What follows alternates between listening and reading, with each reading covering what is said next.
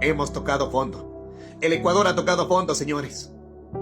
Es muy triste que hayamos terminado el 2024 y comenzado el 2025 con la terrible noticia de que los cuerpos que fueron encontrados en Taura eran de Saúl, Steven, Ismael y Josué, a quienes les arrebataron la vida de una manera tan cruel y despiadada. No me imagino el dolor de sus familiares. Y esto es algo que nos tiene que conmover a todos, a todo el país. Y aquí cabe la pregunta para todos los indolentes.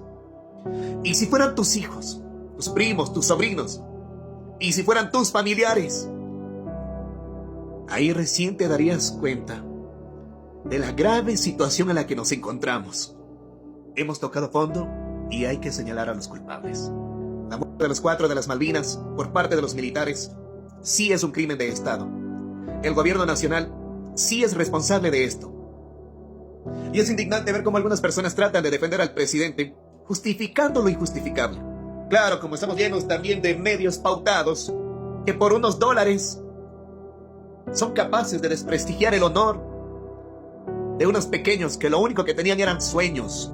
Han intentado tergiversar y manipular la información, instalando o tratando de instalar narrativas negativas en contra de las víctimas, queriendo hacernos creer que eran delincuentes.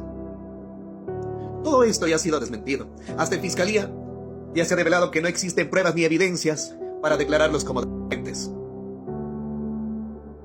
Han utilizado inteligencia artificial para ponerles tatuajes. Han utilizado inteligencia artificial para hacernos ver otra realidad. Afortunadamente todo esto ya ha sido desmentido por espacios que se encargan de hacerlo y por los mismos familiares. Hasta por la religión católica también ya ha sido desmentido esto, porque ellos han sido parte de ayudas sociales, etc. Pero todas las personas que intentan hacernos creer esto y las personas que lo replican sin investigar, sin averiguar, se me hacen seres tan despreciables. Y bueno, ahora quiero explicar las razones del por qué a este caso se le considera como un crimen de Estado. Y cabe recalcar que esta información es pública. Yo solamente la tomo, la comparto, la difundo con ustedes, nada más. Pero esto debe ser un ejercicio que debemos hacer todos: de investigar, leer, averiguar, de indagar, de corroborar la información para poder salir del hueco en el que estamos. Si bien es cierto, Daniel Noboa no es el culpable directo, no es quien les desvivió a estos pequeños, pero sí es responsable como parte del Estado, porque a nivel jurídico este caso ya ha sido declarado como desaparición forzada, y cuando se le declara así es que está vinculado directamente con el Estado ecuatoriano. Y el gobierno nacional es el poder ejecutivo del Estado, es el que ejecuta las políticas, planes, estrategias, etcétera, en pro de la seguridad, y es quien también está al mando de las Fuerzas Armadas. Esto es muy importante. Daniel Noboa es comandante en jefe de las Fuerzas Armadas. Por lo tanto, es responsable de las acciones que ejecutan sus subordinados, de acuerdo a las políticas, estrategias, decretos, directrices, decisiones, órdenes, etcétera, que vengan desde el gobierno. Y más aún es responsable en un estado de excepción y en un conflicto armado interno. Dentro de las políticas estatales que ha aplicado Daniel Noboa en este año, desde sus inicios, es haber declarado al país en conflicto armado interno. Un decreto que hasta ahora no ha podido justificar. Y no lo digo yo, lo dice la Corte Constitucional.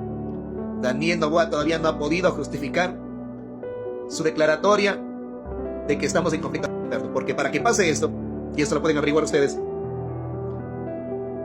un país tiene que estar en guerra interna entre Fuerzas Armadas y Fuerzas Armadas disidentes o grupos organizados en conflicto con las Fuerzas Armadas. Que hay una guerra interna. Y con este supuesto conflicto, los militares están más obligados aún de estar al mando del presidente, que es su comandante en jefe. Con esta declaratoria, el presidente les da las facultades para que los militares salgan a las calles a realizar operaciones militares, utilizar la fuerza, etc. Y recuerden también que los niños fueron llevados en un supuesto operativo. Así que claro que el presidente es responsable por haberle dado estas facultades a los militares, inventándose un conflicto armado interno, que afortunadamente todavía no hay en el Ecuador. Noboa, desde que inició sus funciones, nos ha tenido en un permanente estado de excepción, Y aún lo estamos todavía. Con esto les da las facilidades y facultades a los militares para que apliquen la fuerza. Y muchas veces fuerza bruta e injustificada como en este caso. Y recuerden que esto tomó mayor impacto desde la consulta popular. Y por todo esto, como ya les mencioné, a nivel jurídico, se declaró este caso como desaparición forzada, lo que vendría siendo un crimen de Estado. Y esas son las razones. Y hay que recordar también un dato muy importante, que el presidente Daniel Noboa, antes de que se conozca el deceso de estos 4 pequeños, él los quiso declarar como héroes nacionales. Y todos, la mayoría, ya nos imaginamos lo peor. Quizás eso quiere decir que el presidente ya lo sabía, ya sabía la verdad, pero no lo dijo. Estamos quizás ante un posible encubrimiento de un delito. Entonces concluimos que sí, que el gobierno es responsable de lo que pasó con los 4 de las Malvinas. Y cabe mencionar que hay más personas desaparecidas en esta misma situación por parte de militares. Hay muchas más. ¿Qué está pasando en el Ecuador? ¿Qué está pasando en un Ecuador con un presidente indolente que hasta ahora no se ha pronunciado? Que circulan videos en redes sociales como él ha estado festejando el fin de año como si nada pasara. Todavía no ha dicho nada sobre esto. Se ve que no le importa el dolor, el sufrimiento de los ecuatorianos. Y no solo eso, también a manera de burla.